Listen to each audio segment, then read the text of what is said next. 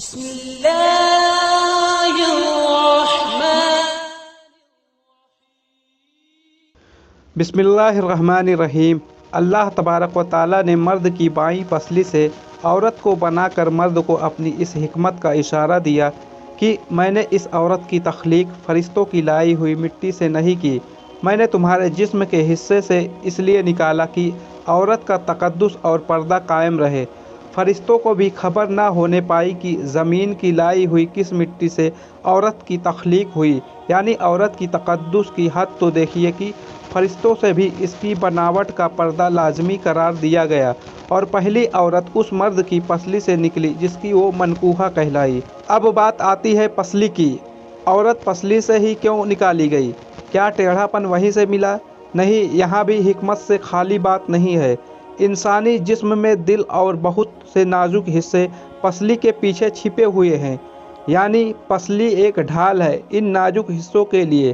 تو اللہ پاک نے عورت کو پسلی سے نکال کے یہ نہیں بتایا کہ عورت میں ٹیڑھا پن ہے، بلکہ اس عورت کو پسلی سے تخلیق کر کے یہ بات سمجھا دی کہ عورت وقت پڑنے پر ڈھال بھی بن جاتی ہے۔ حضور پاک صلی اللہ علیہ وسلم صحابہ کی محفل میں جلوہ فرما تھے، تبھی ایک شخص حاضر ہوا اور عرض کرنے لگا، یا رسول اللہ صلی اللہ علیہ وسلم، کوئی ایسا مومن بھی ہے جو جہنم میں رہے گا؟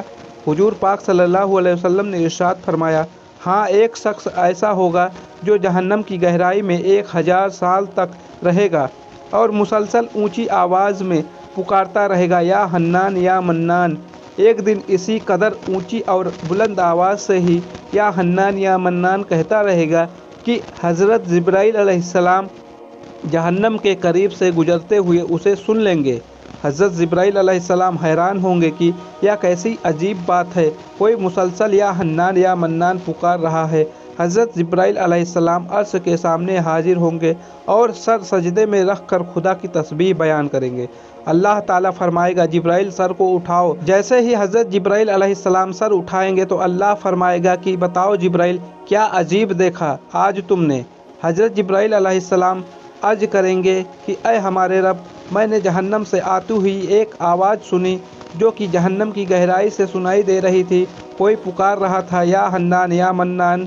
اللہ فرمائے گا، اے جبرائیل، جہنم کے دور کا مالک کے پاس جاؤ اور اسے کہو کہ جو بندہ یا حنان یا منان کی صدا لگا رہا ہے اسے جہنم سے نکال کر تمہارے حوالے کر دے، پھر اسے میرے پاس لے آؤ۔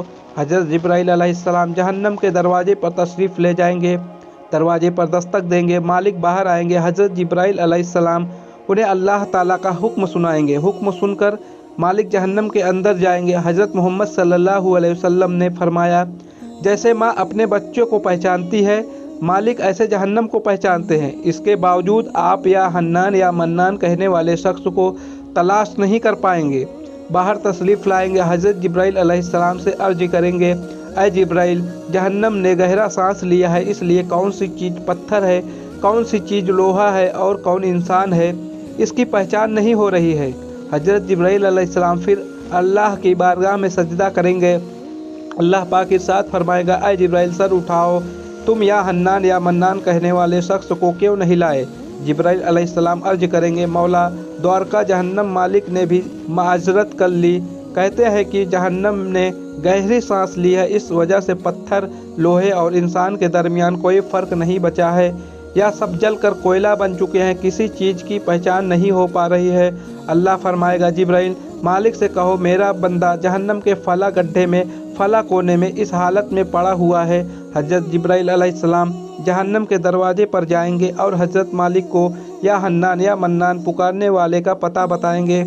حضرت مالک جہنم کے اندر جائیں گے اور دیکھیں گے ایک شخص ہے، اس کے پاؤں اس کی پیشانی کے ساتھ اور اس کے ہاتھ گردن کے ساتھ بندھے ہوئے ہیں، اور جہنم کے سانپ بچھو اس کے ساتھ لپٹے ہوئے ہیں۔ حضرت مالک اس کی زنجیریں توڑیں گے اور جہنم سے نکال کر حضرت جبرائیل علیہ السلام کے حوالے کر دیں گے۔ حضرت جبرائیل علیہ السلام اسے عرش الہی کے سامنے لے کر حاضر ہوں گے، سر سجدے میں رکھیں گے۔ اللہ پاک فرمائے گا، اے جبرائیل، سر اٹھاؤ۔ جبرائیل علیہ السلام سر اٹھائیں گے۔ اب اللہ پاک اس بندے سے فرمائے گا، اے بندے، کیا میں نے تیری بہترین تخلیق نہیں کی تھی؟ کیا میں تیری طرف رسول نہیں بھیجے تھے؟ کیا میرے رسول نے تمہیں میری کتاب نہیں سنائی تھی؟ کیا میرے رسول نے تمہیں نیکی کی حکم نہیں دیا تھا؟ کیا تجھے برائی سے منع نہیں کیا تھا؟ وہ بندہ ساری باتوں کو مانے گا، اقرار کرے گا، یا اللہ تو نے میری بہت اعلیٰ تخلیق فرمائی، تیرے رسول بھی تشریف لائے اور انہوں نے تیرا احکام بھی سنایا۔ اللہ پاک فرمائے گا فلاں فلاں گناہ کیوں کیا؟ وہ عرض کرے گا یا اللہ میں نے اپنی جان پر ظلم کیا جس کی سزا میں مجھے جہنم میں ڈال دیا گیا۔ اے اللہ اس کے باوجود میری امید نہیں ٹوٹی، مجھے تیری رحمت سے امید تھی، میں یا حنان یا منان پکارتا رہا، مولا تو نے مجھے اپنے فضل سے جہنم سے نکالا ہے، یا اللہ مجھ پر رحم فرما۔ اللہ پاک فرمائے گا اے فرشتوں گواہ ہو جاؤ میں نے اس پر رحم کیا اور اسے معاف کر دیا۔ پیارے دوستو آئیے اپنا اپنا محاسبہ کرتے ہیں، کیا ہم میں کوئی ایسا ہے کہ جو کہہ سکے کہ میں اپنے ایمان کا حساب کر سکتا ہوں؟ اپنی اپنی گریبانوں میں نظر ڈالیے، کوئی ایسی خوبی جس پر ہمیں یقین ہو کہ ہمیں دوزخ میں نہیں ڈالا جائے گا؟ ہزاروں سال کی عبادتیں بھی رد ہوتی دیکھی گئی ہے، تو بس اللہ سے دعا کرتے ہیں کہ اے اللہ ہم جانتے ہیں کہ اگر ہمارے ایمان کا سخت حساب لیا گیا تو یقیناً ہم نہیں بچ پائیں گے، ہم بے حد گنہگار ہیں، لیکن اے اللہ ہم تیری رحمت کا سوال کرتے ہیں، ہم سے حساب اپنی عدل و انصاف پر نہ لینا بلکہ ہم پر اپنی رحمت اور عطا کا سایہ رکھنا۔ اے اللہ ہماری دعا کو قبول فرما۔ قیامت کے دن جب لوگوں کے ایمان کا حساب و کتاب ہو رہا ہوگا پر کچھ لوگ ایسے ہوں گے جن کو اللہ تعالیٰ بغیر حساب کے جہنم میں بھیج دے گا۔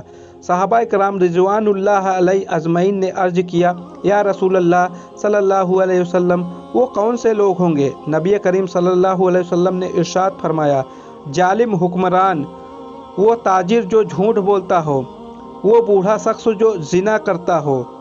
نبی کریم صلی اللہ علیہ وسلم نے فرمایا جس شخص میں یہ 3 عادت پائی جائے وہ جاہل ہے، جو سننے سے پہلے ہی جواب دینا شروع کر دیتا ہے، بات کو سمجھنے سے پہلے جھگڑا شروع کر دیتا ہے، علم نہ رکھنے کے باوجود فیصلہ شروع کر دیتا ہے۔ اللہ تعالی ہم سب کو نیک عمل کرنے کی توفیق عطا فرمائے، آمین۔